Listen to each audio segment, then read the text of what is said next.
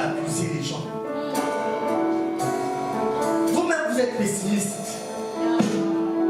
Vous-même, vous êtes négatif. Si on vous prend l'entretien tout de suite après, il y a plein de gens qui ne croient pas un meilleur lendemain. Si les gens tes pensées sont négatives, et même on ne peut rien y faire.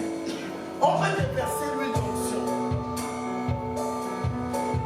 L'huile d'onction ne peut pas changer la qualité de tes pensées. Est-ce que je parle avec quelqu'un? Et il y a une manière de penser qui change une vie. Vaut mieux quelqu'un qui est démuni aujourd'hui mais qui a des pensées riches que quelqu'un qui est riche et qui a des pensées pauvres. Parce que tôt ou tard, chacun devient ce que sa pensée est. Est-ce que je parle à quelqu'un? Amen. Que Dieu nous fasse grâce. Dites avec moi, je réussirai. Ma vie va changer.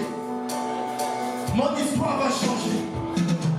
Est-ce que quelqu'un peut dire amen? Qui vous a convaincu que vous ne réussirez pas? Ton existence est le reflet de tes pensées.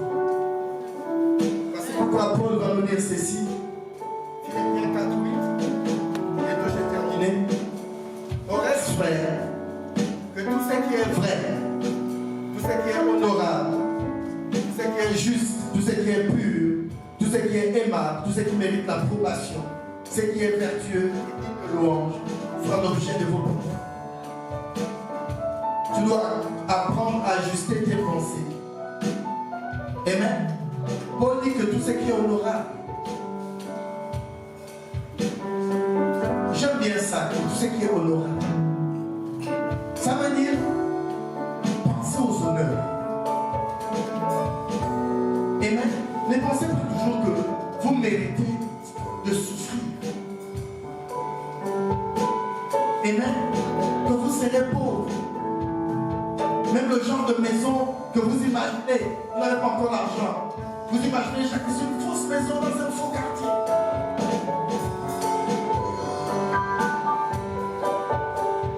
Jeune comme vous êtes, vous pouvez changer l'histoire.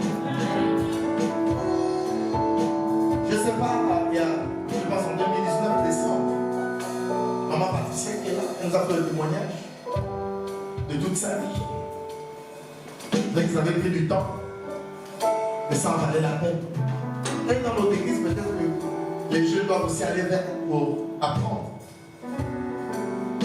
Elle n'est pas allée loin à l'école. Aujourd'hui, j'ai vu les maisons qu'elle fait louer.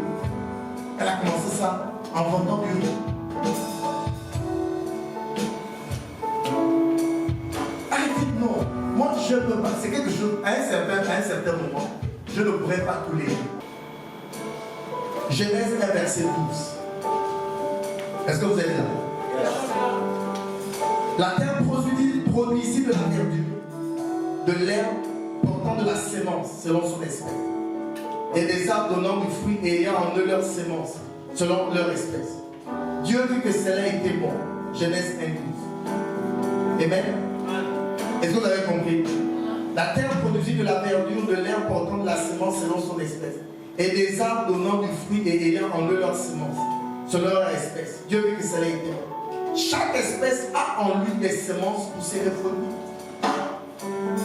Est-ce que vous me suivez? Ainsi, nous comprenons que si la pensée a engendré les paroles, c'est que les paroles ont en elles des semences pour produire d'autres pensées. Par exemple, quand je dis voiture, il y a des voitures qui viennent dans votre imagination. Amen. Si je dis homme riche, mais si je dis une chaussure, ou bien des talons, ça vient naturellement dans votre pensée. Et les paroles ont la puissance de créer des pensées. Parce que dans la sémence des paroles, il y a la pensée. Est-ce que je parle avec vous? Ainsi, ce qui fera en sorte que vous puissiez ajuster vos pensées, ce sont vos paroles. Est-ce que je parle avec quelqu'un? Pour ajuster vos pensées, vous aurez besoin de remplacer vos mauvaises pensées par les pensées de Dieu.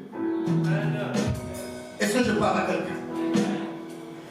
Ça, je n'avais pas prévu vous dire ça, mais j'aimerais parler d'une forme de prière que je vais appeler la contemplation ou bien l'art de l'imagination. Écoutez, ne vous réveillez pas pour prier. Est-ce que vous comprenez? Prenez au moins 1 heure en train de contempler, d'imaginer votre vie. La Bible dit que Dieu fait au-delà de ce que nous pensons ou imaginons. Parce que, est-ce que je peux dire ça? Je vous ai déjà dit que les pensées donnent naissance aux paroles. Amen.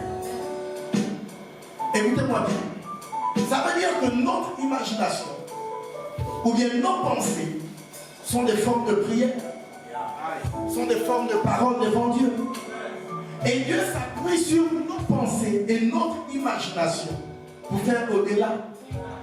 Et lorsqu'on le dit comme ça, chacun de nous va vouloir convaincre à tout le monde que chacun ici, quand il est assis, il pense de lui de manière grande. C'est pas vrai. La petite expérience que j'ai eue d'être pasteur, l'église est remplie de personnes négatives, pessimistes, découragées. Il y a des gens qui ne croient pas. Mais vous devrez changer les pensées. Vous devrez vous battre dans le nom de puissant de Jésus. Est-ce que quelqu'un peut dire Amen? Voici le remède. Que ces livres de la loi ne s'éloignent point de ta bouche. Médite-le jour et nuit pour agir fidèlement selon tout ce qui est écrit, car c'est alors que tu auras du succès dans tes entreprises. C'est alors que tu réussiras. Josué 1, verset 8. Amen. Le mot méditer ici, c'est le mot haga. Et ça veut dire parler. Ça veut dire prononcer. Ça veut dire crier. Est-ce qu'on m'explique? Et on dit que ce livre de la loi ne s'éloigne pas de ta bouche. Quelle que soit la réalité de ta vie, quel que soit ce que tu vois, ne change pas les paroles. Est-ce que je parle à quelqu'un? Si c'est la pauvreté que tu vois devant toi, déclare la prospérité. Et je prie que c'est ton témoignage. Est-ce que quelqu'un peut dire Amen? Je priais vers les 1h du matin. Et puis j'étais en train d'imaginer Ecclésia dans quelques années. Si je vous dis ce que je voyais dans ma pensée, c'est terrible. Amen. Et puis il y a une autre pensée qui est venue. Parce que dans le monde spirituel, la pensée, c'est la parole. Est-ce que monsieur? Pendant que tu imagines des choses, je suis en train de te parler à toi-même. Et il y a aussi d'autres pensées qui viennent pour te parler. Et puis il y a une pensée qui m'a dit non, tu as vu ça, ça ne peut pas se faire. Amen. Et c'est bizarre, cette pensée est venue. Il y a comme une sensation, un sentiment qui naît à l'intérieur de toi. Ça c'est même bien. Et puis j'ai crié là, c'était même plus dans les pensées. J'ai crié à autre chose. Que je refuse, ok, de refuser de penser grand. C'est là la bataille. Et il y a des gens ici qui ont refusé. En fait, qui acceptent la voix qui leur dit que ce ne sera pas possible. Mais vous avez besoin de parler votre prospérité. Est-ce que je parle à quelqu'un? Vous avez besoin de parler votre prospérité, de la déclarer, de dire que ce sera différent. Je ne serai pas comme tous mes parents. Est-ce que je parle à quelqu'un? Ou bien il y a des gens qui se réjouissent des richesses de leurs parents. Non. Vous aussi, vous allez réussir. Et il y a une sagesse que l'on obtient dans la tête des richesses. Est-ce que je parle à quelqu'un? Parfois, on devient humble en essayant d'être riche. Parce qu'on se rend compte que ce n'est pas facile. Et on commence à respecter ceux qui ont réussi. Donc, on peut même apprendre à être poli en cherchant le bénéfice. Et donc, même si d'autres personnes ont réussi dans ta famille, emprunte aussi ce chemin, afin d'obtenir certaines valeurs qu'ils ne pourront pas te transmettre. Parce que ce sont des valeurs qui se transmettent par l'effort, par le travail, par l'opposition. Est-ce que je parle à l'église? Amen. À force de répéter une chose, cette chose devient votre mode de pensée. Vous devez vous battre à méditer, c'est-à-dire confesser les Écritures matin, midi et soir. Si vous y arrivez, vous deviendrez exactement ce que vos confessions disent que vous êtes. Est-ce qu'on peut lever les mains vers le ciel? Je voudrais que vous dites après moi, Seigneur Jésus, je refuse de faire partie des personnes démunies. Je déclare au nom de Jésus que ma vie ne sera plus jamais la même. Je combats toutes les pensées qui veulent me convaincre que je ne réussirai pas, que je ne pourrai pas progresser, que j'irai d'échec en échec. Je déclare au nom de Jésus, je déclare au nom de Jésus que je réussirai, je serai prospère, j'atteindrai des sommets dans le nom puissant de Jésus. Toutes les limitations que mes pensées ont amenées, je brise ces limitations, je maudis ces limitations et je déclare de nouvelles pensées, les pensées de l'honneur, les pensées de la gloire, les pensées de richesse. Dans le nom de Jésus, je déclare que je réussirai, je déclare que je réussirai, je déclare que je réussirai, je réussirai grandement dans le nom puissant de Jésus. Je serai une bénédiction pour les membres de ma famille, pour la nation, pour les gens de mon quartier, pour les gens de ma commune, pour les gens de ma province.